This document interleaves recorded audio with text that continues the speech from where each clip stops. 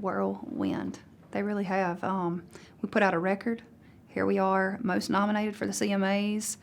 And Yellowstone airs next week. I mean, it's crazy. It's like boom, boom, boom. So many blessings, so many things to be thankful for. And I feel like things are really starting to pay off, you know, that hard work, those 11 years of being here in Nashville. And to be recognized and to feel like I'm a part of the country music community is something that I have always dreamed about. I mean, that's all I've ever wanted.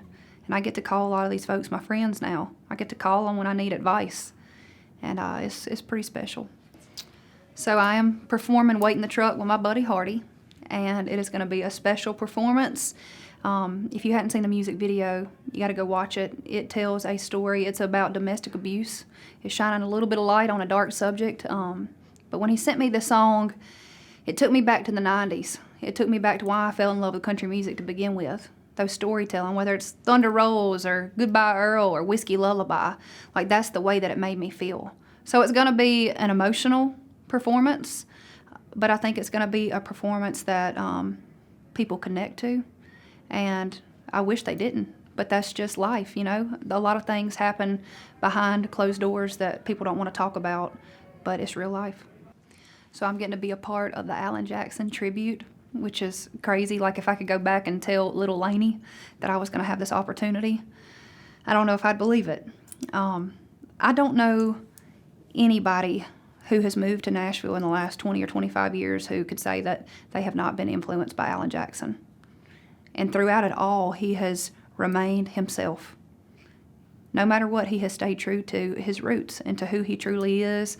And that right there is inspiring to me. And it makes me feel like I can do this and do the same exact thing. So when we got ready to cut my record, Saying What I'm Thinking, we went through 200 plus songs. We were trying to figure out exactly what was going to make the cut. Those songs I wrote in 2016, 17, 18, and we actually recorded the record in 19. And then we released a few songs, and then the pandemic hit, and so we held on to it for another year. So when we actually released the record, it had been done for a really long time. But I felt like it deserved that moment. I felt like we needed to wait and give it what it deserved. I'm so glad that we did. I'll say that we chose every single song on the record based off of, is this saying what I'm thinking? Am I saying what I'm thinking when it comes to my songs Dirty Looks? What would Dolly do? Things a Man Ought to Know. I asked myself that question, and if I wasn't saying what I was thinking, then it just didn't make the cut. I felt like that was going to be a really good introduction to who I am, what I want to say, and how I want to say it. So I feel like with Bell Bottom Country, you know, several years have gone by since I have put out a record or written for a record, and I feel like I've just grown a whole lot. I mean, not just as a singer and songwriter, but as a person. And I feel like I'm finding myself a little bit more every single day. I mean, I've lived a lot more life. I've got more stories to tell, and I'm pulling back the layers, digging a little deeper on this one. Being a little more vulnerable, which is hard to do. I mean, that can pretty dang scary.